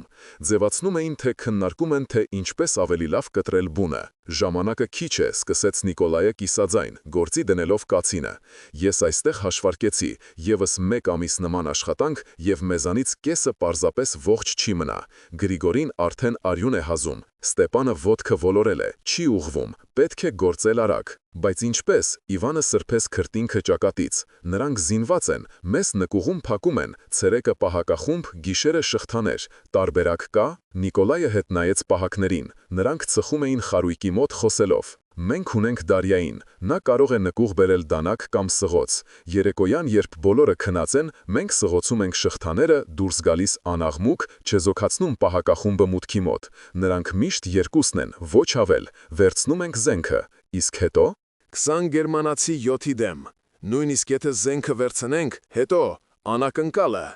Նիկոլայը խրեց կացինը բնի մեջ։ Նրանք հարձակման չեն սպասում, թուլացել են 3 տարվա ընթացքում, կարծում են մենք հնազանդ ենք, կհարվածենք գիշերը, երբ նրանք քնած են, կայրենք խրճիթները, այնտեղ պայթուցիկ կա, Դարյան ասում էր։ Խառնաշփոթի մեջ բռնում ենք պատանդ կանանց, դուրս բերում անտառ և հետո փախչում, Իվանը ճանապարհը կգտնի։ Կգտնեմ, կգնամ աստղերով, 3 օր մինչև մոտակա ավանը, եթե չկանգնեցնեն։ Կկանգնեցնեն, մռայլ ասաց Գրիգորին, կհետապնդեն չէ և կհասնեն։ Փաստ չէ, առարկեց Նիկոլայը, եթե գրագետ գործենք, մեզանից մի մասը գնում է հյուսիս, թորնում հետքեր, աղմկում, իսկ հիմնական խումբը արևմուտք, լուր։ Նրանք կբաժանվեն, կփնտրեն ոչ այն կողմում, ժամանակ կշահենք։ Վասիլին մտախոհ քորեց մորուքը։ Ռիսկային է, բայց ավելի լավ է, քան պարզապես նեղել այստեղ։ Ես կողմ եմ։ Գրիգորին հազաց, արյուն թքեց։ Ինձ կորցնելու բան չկա, միևնույն է շուտով կսատկեմ։ Ստեպանն ու Իվանը իրար նայեցին, գլխով արեցին։ Երբ կսկսենք, հարցրեց Ստեպանը։ Հենց Դարյան գործիք բերի, 2-3 օրից, պետք է դեռ զենքը տեսնել, թե որտեղ է դրված, ինչքան փամփուշտ կա։ Այդ երեկո Դարյան նորից եկավ նկուղի դռան մոտ։ Նիկոլայը լսեց պայմանական թակոցը 3 անգամ, դադար 2 անգամ և սողաց ավելի մոտ։ Դարյա, դու կարող ես ճարել սղոց կամ խարտոց։ Կփորձեմ, շշնջաց նա։ Դարբնոցներ կան, բայց դա վտանգավոր է, եթե Матрյոնան իմանա, առանց դրա մենք դուրս չենք պրծնի։ Դարյա, դու չէ որ ուզում ես փրկել քրոջդ։ Երկար լռություն։ Լավ, վաղը չէ մյուս օրը, ավելի ուշ, երբ բոլորը քնեն, և դեռ պետք է իմանալ հստակ, թե քանի գերմանացի կա, որտեղ են քնում, երբ է փոխվում պահակախումբը։ Նրանք 18-ն են, 2-ը վերջերս մահացան, 1-ը հիվանդությունից, երկրորդը ինքնասպան եղավ։ Քնում են նրանք 2 նկուղներում, միջին և հեռավոր խրճիթի տակ։ Պահակախումբը փոխվում է կեսգիշերին։ Զենքը զինանոցում է, միջին խրճիթի տակ, այնտեղ էլ ռադիոն է և պայթուցիկը, դինամիտ, մի քանի արկղ։ Նիկոլայը արագ մտապահում էր։ Պատանդ կանայք որտեղ են։ Մեծ խրճիթում, գյուղի ծայրամասում։ Այնտեղ իմ քույրն է և ևս 7 կին։ Նրանց չեն փակում, բայց հետևում են։ Միշտ ինչ-որ մեկը կողքին է։ Լավ Դարյա, երբ սկսվի, դու դուրս բեր նրանց անտառ անմիջապես, հենց լսես կրակոցները։ Մի հապաղիր, գնա դեպի Արվակը, իսկ այնտեղից հոսանքն ի վար, այնտեղ կհանդիպենք։ Լավ, Ձայնը դողաց. Միայն մի սպանեք բոլորին, ոչ բոլոր կանայք են մեղավոր, շատերը պարզապես վախենում են, կաշխատենք։ Դուռը նովից փակվեց, Նիկոլայը վերադարձավ տեղը, ծրագիրը կա, ցածրաձայն ասաց նա մյուսներին, վաղը չէ մյուս օրը կսկսենք։ Հաջորդ օրը ձգվեց տանջալի երկար, աշխատում էին սովորականի պես, հանքահոր, հանքաքար, զամբյուհներ, բայց դավադիրների հնգյակից յուրաքանչյուրը մտածում էր մեկ բանի մասին, գալիք գիշերվա, ազատության շանսի, հնարավոր մահվան մասին։ Նիկոլայը հետևում էր գերմանացիներին առանձնահատուկ ուշադրությամբ։ Այն սպիովը հրամանատարն է, դատելով պահվածքից։ Երիտասարդը նյարդային ջղացքումով, կատարող է, դաժան և բութ։ Երրորդը տարիքով ավագը, ճերմակած քունքերով, հանգիստ է, փորձառու։ Ամենավտանգավորը, երեկոյան, երբ նրանց քշում էին նկուղ, Նիկոլայը մտապահեց ևս մեկ մանրուք։ Կապանքների բանալիները գերմանացիները կախում են դրան մոտ գտնվող կերիկից, միշտ նույն տեղում։ Ուրեմն, եթե ազատվել շղթաներից, կարելի է միանգամից ազատել մյուսներին։ Գիշերը անցավ տագնապալի սպասման մեջ։ Նիկոլայը չէր քնում, ականջ դնելով յուրաքանչյուր խշշյունի։ Մյուսները նույնպես շուռումուռ էին գալիս, ոմանք հուզմունքից, ոմանք ծեծված մարմնի ցավից։ Իսկ հաջորդ երեկոյան, երբ գյուղը խորասուզվեց քնի մեջ, լսվեց ցածր թակոց դռանը։ 3 անգամ։ Դադար, 2 անգամ։ Նիկոլայը սողաց։ Դուռը կիսաբացվեց և ճեղքից ներս մտավ ձեռքը կապոցով։ Խարտոց, շշնջաց Դարյան։ Եվ ևս մեկ դանակ, սա այն ամենն է, ինչ կարողացա։ Շնորհակալություն, դու գիտես թե ինչ անել։ Գիտեմ, հենց սկսվի, կհանեմ քրոջս և մյուսներին դեպի Արվակը, դիմացիր, ամեն ինչ կստացվի։ Դուռը նորից փակվեց։ Նիկոլայը բացեց կապոցը։ Խարտոցը հին էր, բայց ամուր, դանակը որսորդական էր, լայն սայրով։ Նա ցույց տվեց գործիքները մյուսներին։ Վասիլին քմծիծաղ տվեց մթության մեջ։ Ուրեմն սկսում ենք։ Հերթով սղոցում ենք շղթաները։ Ցածր, որպեսի պահակախումբը չլսի։ Մենք ունենք մոտ 3 ժամ մինչև պահակախմբի հերթափոխը։ Աշխատում էին հերթով, փոխանցելով խարտոցը ձեռքից ձեռք։ Մետաղը տեղի էր տալիս դանդաղ, ճռռոցով։ Յուրաքանչյուր ձայն խլացուցիչ էր թվում գիշերային լռության մեջ։ Նիկոլայը ականջ էր դնում։ Վերևում հազվադեպ ճռռում էին հատակի տախտակները։ Պահակներից ինչ-որ մեկը քայլում էր։ 1 ժամ անց առաջին շղթան կտրվեց։ Վասիլին ազատ էր։ Հետո Գրիգորին, Ստեպանը, Իվանը, Նիկոլայը։ 5 ազատ մարդ փակված նկուղում, զինված միայն դանակով և ապրելու կատաղի ցանկությամբ։ Հետո գործում ենք այսպես, շշնջաց Նիկոլայը։ Ես բացում եմ դուռը, դուրս եմ գալիս առաջինը։ Այն երկուսը խարույկի մոտ պահպանում էին պարագիծը և մեզ, բայց գլխավոր հենակետը միջին խրճիթի մոտ է, այնտեղ զինանոցն է։ Այնտեղ նստած է երրորդը, միշտ փորձառուն։ Նրան պետք է հանել անաղմուկ, այլապես չենք հասնի պայթուցիկին։ Վասիլի, վերցրու զենքը, հետո երկուսով վերցնում ենք երկրորդին, մյուսները սպասում են այստեղ։ Իսկ եթե աղմուկ բարձրանա, հարցրեց Ստեպանը։ Այն ժամանակ իմպրովիզ ենք անում։ Գլխավորը թույլ չտալ նրանց ուշքի գալ։ Արագ, կոշտ, առանց տատանանների։ Նիկոլայը մոտեցավ դրանը, ականջ դրեց։ Նրա հետևում լռություն էր, միայն խարույկի ճարճատյուն և ցածր խոսակցություն։ 2 ձայն, երկուսն էլ գերմանական։ Նա դանդաղ հետ տարավ սողնակը։ Մետաղը ճռռաց, բայց ցածր։ Կիսաբացեց դուռը մատի չափ, ճեղքից դուրս նայեց։ Խարույկը վարվում էր 10 մետր հեռավորության վրա։ Նրա մոտ նստած էին 2 գերմանացի, երիտասարդը ջղացքումով և ևս մեկ անծանոթ։ Ծխում էին, խոսում կես ձայնով։ Զենքը դրված էր կողքին, հրացաններ հենված գերանին։ Նիկոլայը սողոսկեց նկուղից, սեղմվեց պատին։ Մթությունը օգնում էր, լուսին չկար, միայն աստղեր։ Սողաց դեպի խարույկը, դանդաղ, անաղմուկ, ինչպես սովորեցրել էին սակրավորական ուսումնարանում։ Մետր առ մետր, հողը ափերի տակ, սառը խոնավ։ Սիրտը բաբախում է այնքան բարձր, որ թվում է լսվում է ամբողջ գյուղում։ Եվս 5 մետր, 3, ջղացքմով գերմանացին շրջվեց, նայելով անտարի կողմը։ Նիկոլայը քարացավ, վայրկյան, 2, գերմանացին շրջվեց, նորից ներշնչեց ծխախոտը։ Նիկոլայը ցատկեց։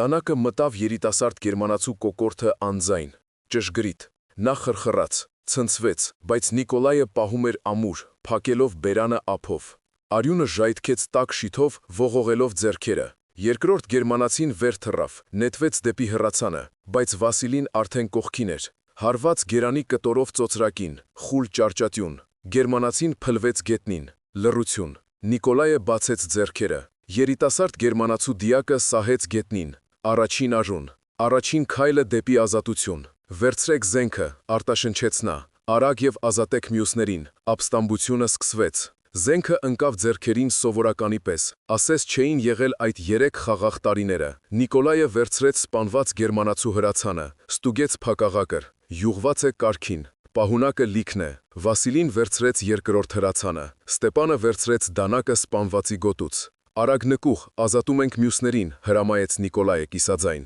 Եվ միանգամից դեպի զինանոց, ժամանակը քիչ է, պահակախմբի հերթափոխը 1 ժամից է։ Նրանք նետվեցին հետ։ Բանալիները գտնվեցին արագ, կախված էին կեռիկից, ինչպես եւ հիշում էր Նիկոլայը։ 1 րոպե անց բոլոր 7 գերիները ազատ էին, զինված գոնե դանակներով եւ կացիններով։ «Լսեք ինձ», Նիկոլայը հավաքեց նրանց սերտ շրջանի մեջ։ «Գնում ենք միջին խրճիթ, այնտեղ զինանոցն է, պահակախմբին հանում ենք անաղմուկ, վերցնում ենք զենքը, պայթուցիկը, հետո այրում ենք նկուղները, որտեղ քնում են գերմանացիները։ Խառնաշփոթի մեջ բռնում ենք պատանդներին եւ փախչում անտառ։ Հարցեր։ Իսկ եթե տագնապ բարձրացնեն ավելի շուտ, հարցրեց Գրիգորին զսպելով հազը։ Այն ժամանակ մարդ մինչև մահ, բայց ճեղքում ենք դեպի անտառ ամեն գնով։ Այնտեղ մենք շանս ունենք, այստեղ ոչ մի։ Նրանք շարժվեցին խրճիթների երկայնքով, սեղմվելով ստվերներին։ Գյուղը քնած էր, պատուհաններում մութ էր, միայն 1 խրճիթում առկայծում էր աղոտ կրակը։ Հավանաբար ինչ-որ մեկը չէր քնում,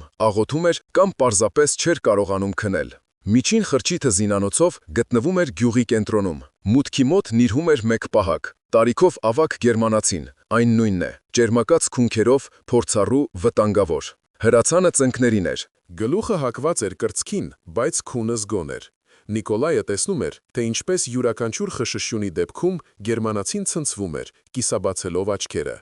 «Ես ինքս», շշնջաց Նիկոլայը Վասիլիին, «կպահես թիկունքս»։ Վասիլին գլխով արեց, բարձրացրեց հրացանը։ Նիկոլայը սողաց։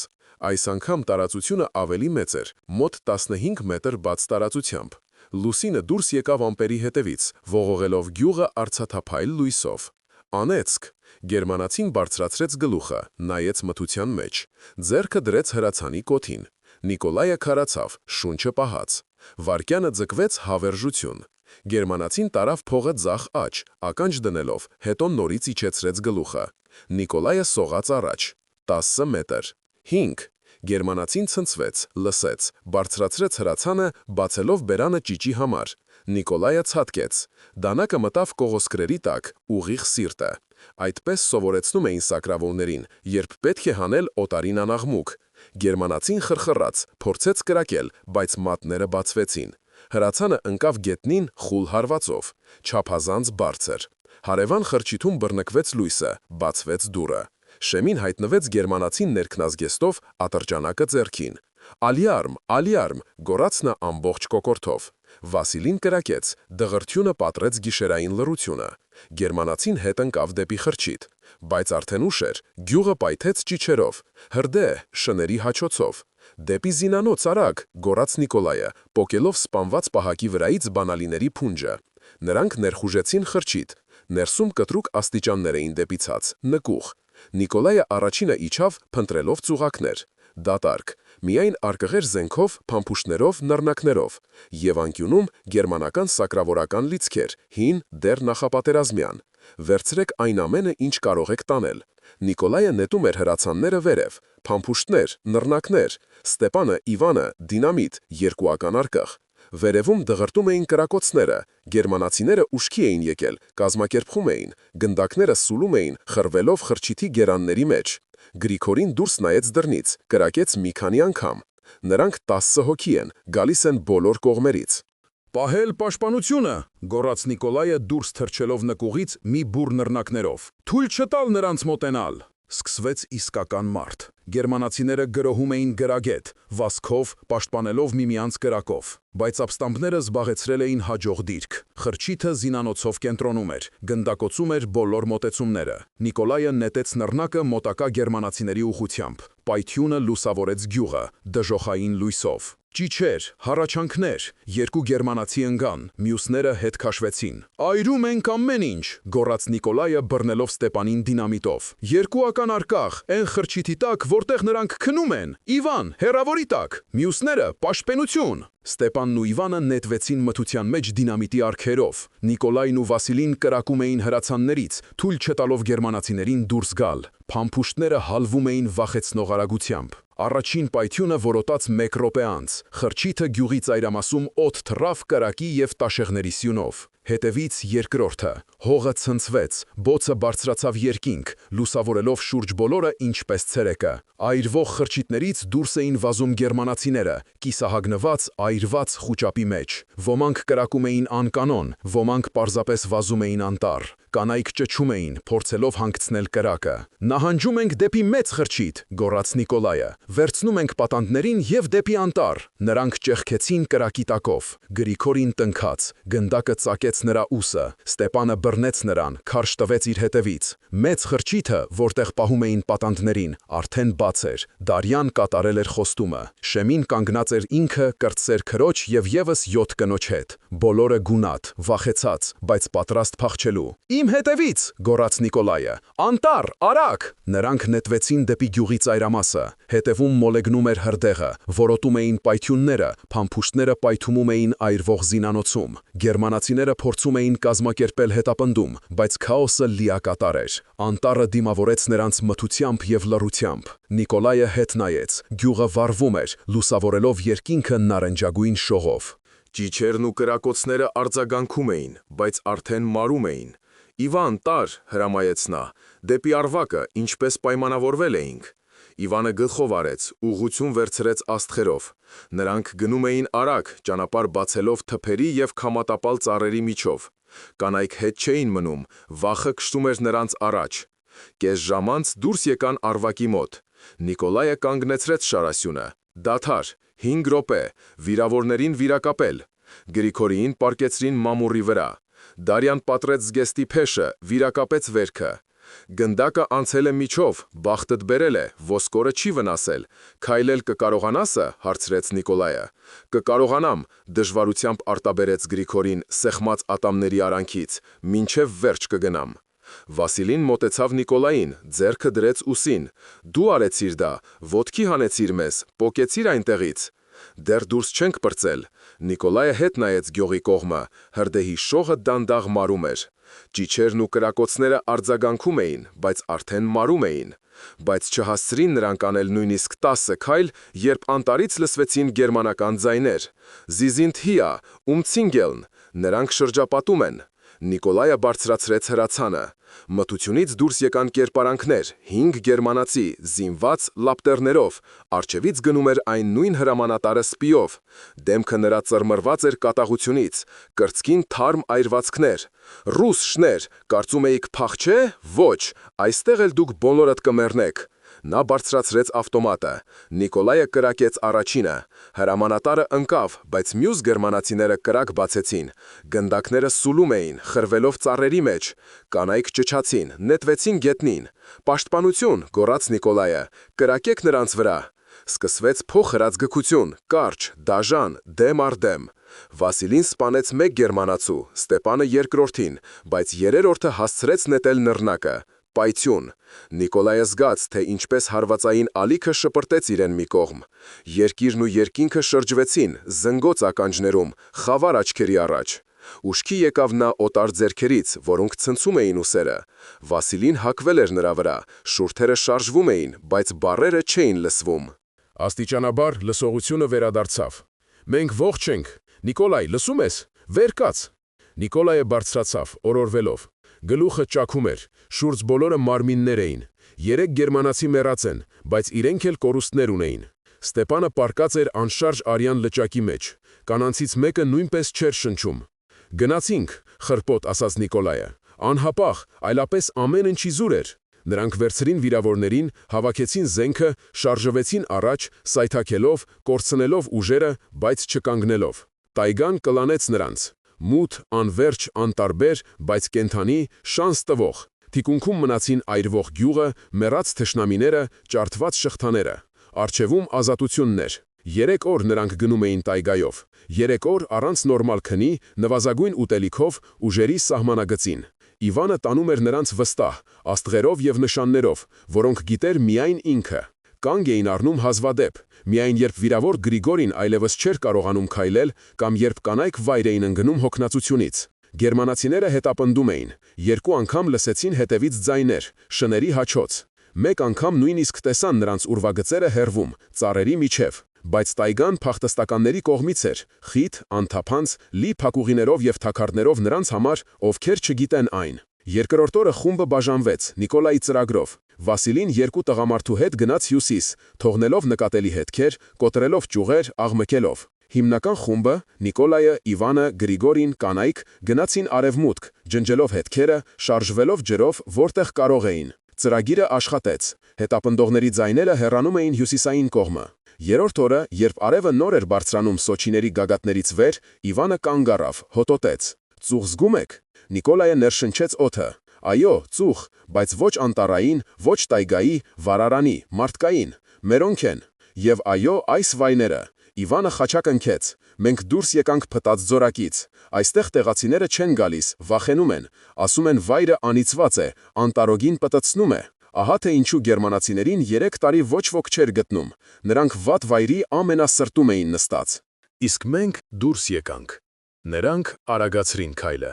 Գրիգորին դիմանում էր վերջին ուժերով, դեմքը մոխրագույն, շուրթերը սպիտակ, վերքը թարահակալել էր, չնայած վիրակապերին։ Դարյան պահում էր նրան մի կողմից, քույրը մյուսից։ Գյուղը հայտնվեց հանկարծակի անտառային ճանապարհի շրջադարձի հետևում։ Սովորական, կենդանի, ծխնելույզներից ելնող ծխով, շների հաչոցով, փողոցում խաղացող երեխաներով։ Մարդիկ, տեսնելով ցնցոթյավոր զինված խմբին, սկզբում վախեցան, բայց Նիկոլայը բարձրացրեց ձեռքերը, ցույց տալով, որ նրանք թշնամիներ չեն։ «Մեզ օգնություն է պետք», դժվարությամբ արտաբերեց նա։ «Վիրավորներ կան, եւ պետք է շտապ կապվել իշխանությունների հետ, ՆԿՎԴ-ի հետ»։ Գյուղի ավագը, մինչև գոտկատեղը հասնող մորուքով ալեհեր տղամարդը, դուրս եկավ ընդառաջ, եղանը ձեռքին, զննեց խմբին, հայացքը պահեց հրացանների, հյուծված դեմքերի վրա։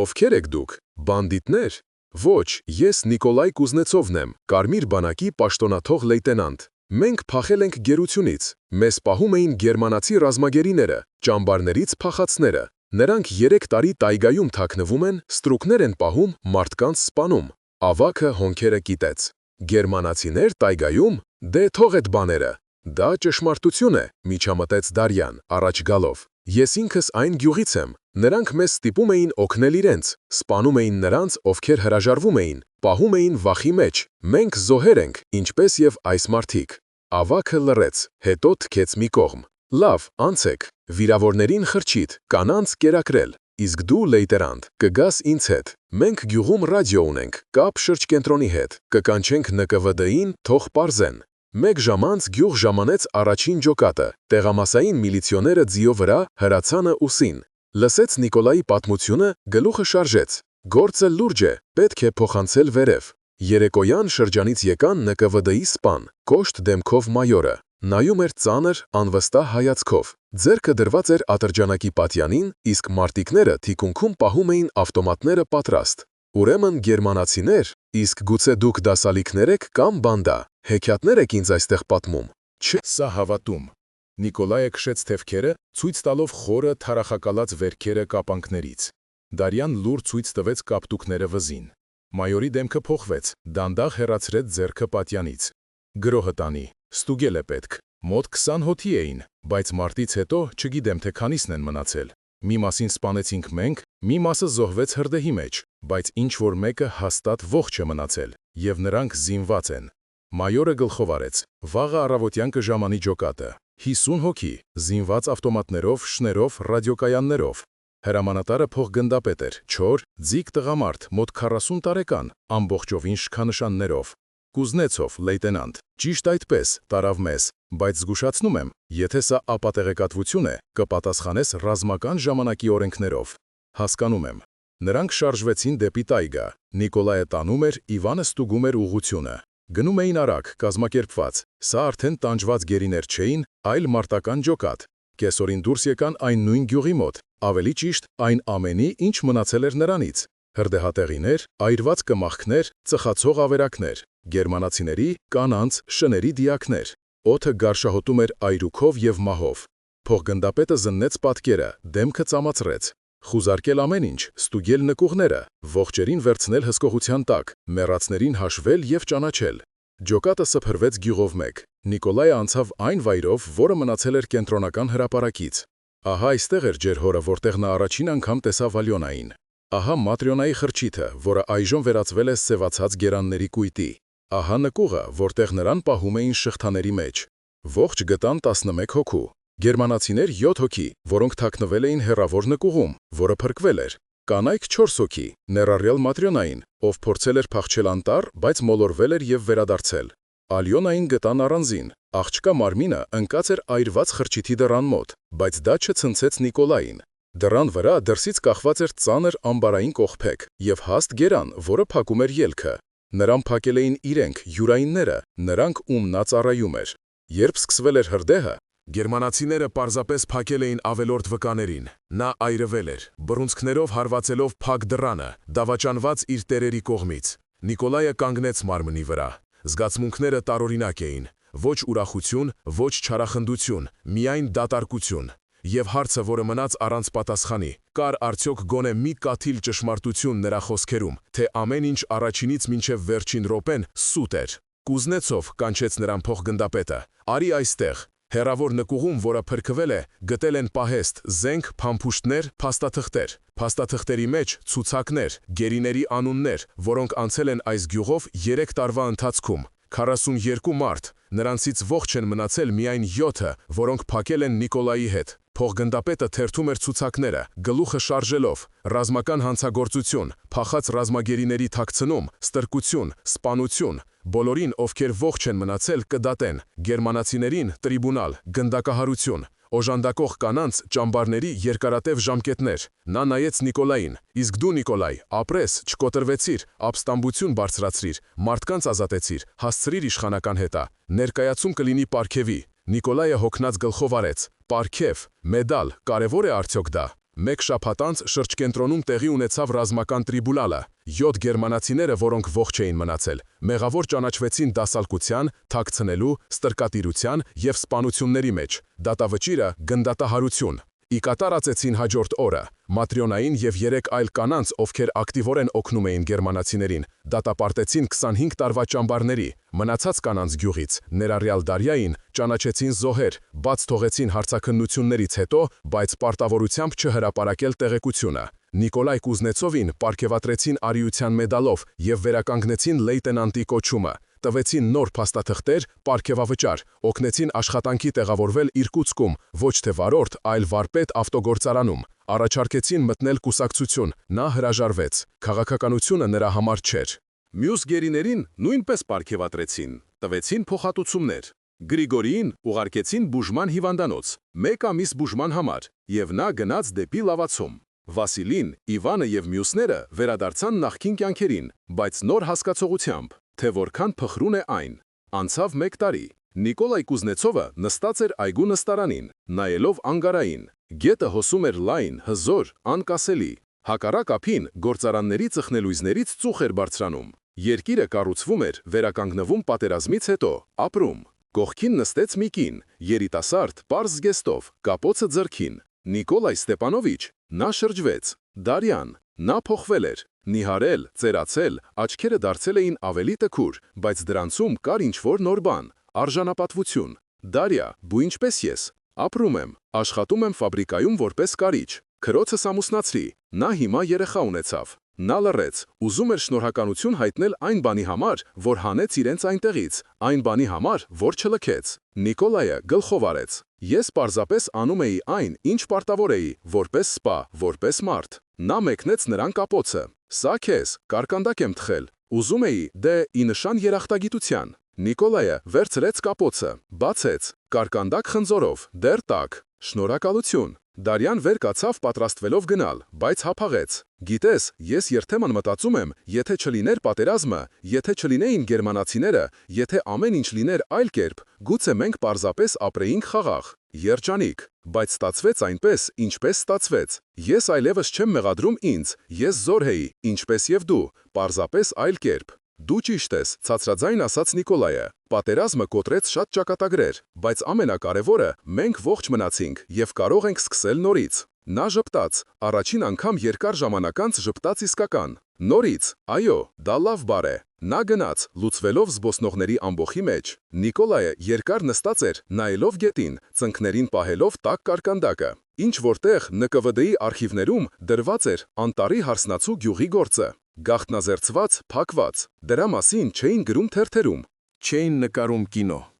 Չափազանց սարսոփելի ճշմարտություն, չափազանց անհարմար։ Բայց նրանք, ովքեր անցել էին դրա միջով, հիշում էին և կրում այդ հիշողությունը որպես խաչ, ծանր, բայց և փրկարար։ Նիկոլայը գրպանից հանեց նամակը։ Եկել էր 3 Վասիլիից։ Բարև Նիկոլայ, ողջ եմ ես եղբայր։ Գերմանացիները քշեցին մեզ 2 օր, սեղմեցին ճահճին։ Մենք մտանք տիղմի մեջ, որտեղ ոչ մարդ, ոչ գազան չի անցնի։ Այնտեղ էլ նստեցինք մինչև վիզը ջրի մեջ։ Գերմանացիները վախեցան մտնել ճահճուտ, պտտվեցին և գնացին։ Իսկ հետո զերոնք հասան։ Հիմա ապրում եմ Կրասնոյարսկում, ամուսնացել եմ։ Դու վերադարձրիր մեզ կյանքը։ Առանց քեզ կնեխեինք այնտեղ շղթաների մեջ։ Խոնարհում և հավերժ հիշատակ նրանց, ովքեր չապրեցին մինչև այս օրը։ Նիկոլայը ծալեց նամակը, դրեց գրպանը։ Կյանքը շարունակվում էր։ Սարսափելի, ծանր երբեմն, բայց կյանք ազատ, վճարված արյունով, ցավով, բայց ազնվորեն նվաճված։ Նա վեր կացավ գնաց այգու ծառուղով։ Արևը թեքվում էր դեպի մայրամուտ, ներկելով անգարան ոսկով։ Ինչ որտեղ խաղում էին երեխաները, ծիծաղում էին սիրահարները, վաճառում էին պաղպաղակ։ Խաղաղ կյանք։ Այն նույնը, հանուն որի նրանք կռվում էին ռազմաճակատում։ Այն նույնը, որը նա նվաճեց ևս մեկ անգամ տայգայում։ Այն անիծված գյուղում, որտեղ իշխում էին դավաճաններն ու թշնամիները։ Արդարությունը հաղթանակեց, չարագործները կրեցին պատիժը, անմեղները փրկվեցին։ Իսկ նրա առջևում տարիներ են, աշխատանք, գուցե ընտանիք երբևէ, երեխաներ, թոռներ, կյանք իսկական, ազատ։